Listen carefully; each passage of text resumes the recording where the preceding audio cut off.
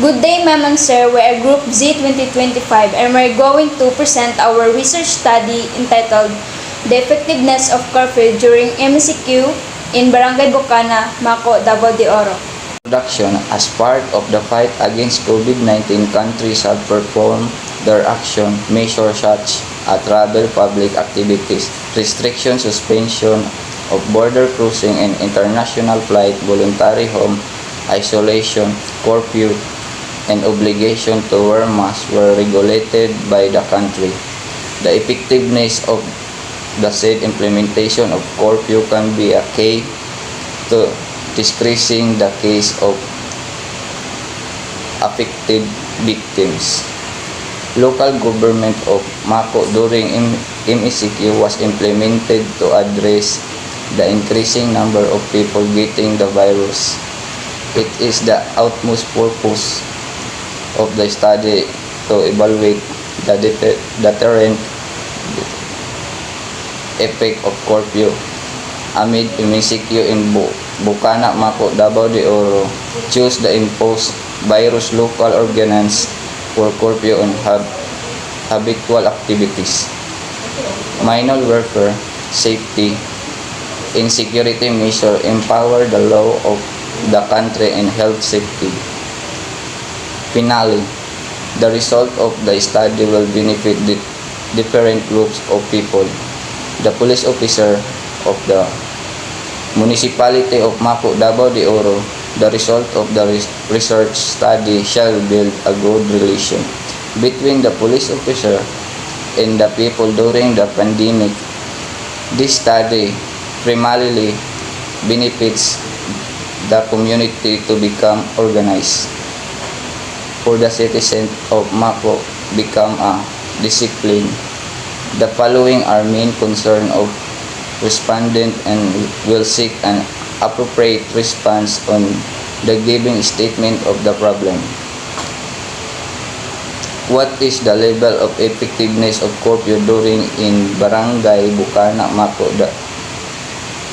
Davao de Oro in terms of checkpoint, law implementation, and health protocol?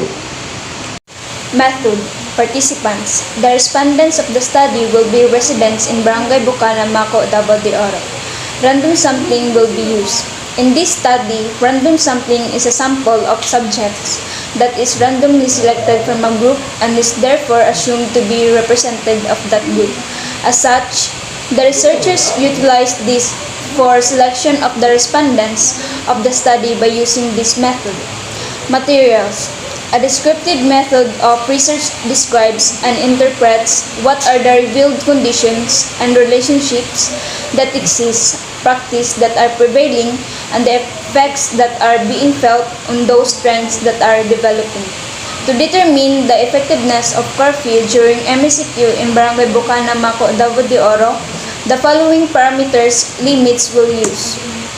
So, we have the range, level, and interpretation. The 4.3 to 5.0 is very high. This means that the level of effectiveness of curfew during MECQ in Barangay Bocana, Maco, Davao de Oro is very much evident. So, the 3.5 to 4.2 is high and the interpretation is much evident. 2.7 to 3.4 is moderate, and the interpretation is evident. 1.9 to 2.6 is low, and the interpretation is less observed. 1.0 to 1.8 is very low, and the interpretation is not observed.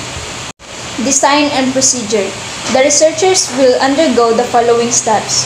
First is to seek permission from the Dean of College to facilitate the research process, after which the researchers will secure a letter to conduct study and for approval letter from the residents in Barangay Bocana, Maco, Davao de Oro as respondents to allow them to carry out research in the area. Lastly, the result will be analyzed and interpreted in the light of purposes of the study.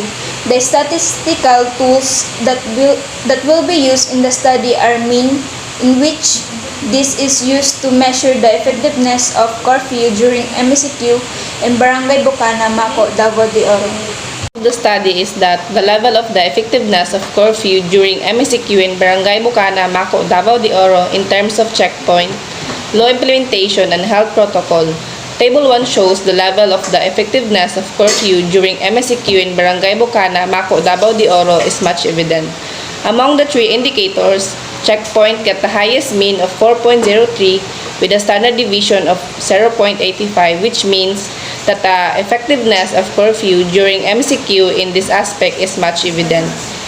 This is followed by the health protocol, which posted a mean of 4.0 with a standard deviation of 0.76 with a low implementation, which got a mean of 3.79 with a standard deviation of 0.89, all got a descriptive equivalent of high. The overall result posted a mean of 3.94 with a standard deviation of 0.65 with a descriptive equivalent of high, which means that the effectiveness of curfew during MSCQ is much evident. The ratio response rate of the respondents did not decrease and increase across the question given by the researchers. Moreover, their answers are probably the same and equal with regards to their age and gender, provided by response rate reduction. This result was explained in terms of the knowledge of the residents and the researchers. So, this table 1 shows the result of the effectiveness of curfew during MSCQ in Barangay Bukana, Mako, Davao de Oro.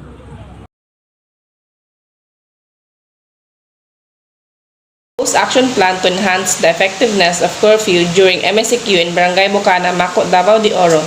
So this is the matrix of activities. Checkpoint. So the objectives of the checkpoint is reinforce the checkpoint in operation of the local police to ensure compliance with the minimum health protocols. So the strategies and activities of checkpoint: conduct random motor stop operation, random checkpoints, and mobile quarantine border control. Expected outcome of the checkpoint is restrict the residents in affected areas from crossing borders to purchase goods. Persons involved in checkpoint: police officers and BPAT. So the law implementation. So the objectives of the law implementation is to strictly enforce the curfew ordinance to deter residents in violating the curfew ordinances. So the strategies and activities of law implementation is ban the entry of visitors and implementing a province-wide curfew from 8 p.m. to 5 a.m. the following day. So the expected outcome of law implementation is implement the checking of quarantine passes, which was required in some localities. So the persons involved in law implementation is the LGUs, police officers, and BPAT. So the objectives of health protocol is to observe the safety health protocols in their area of responsibility.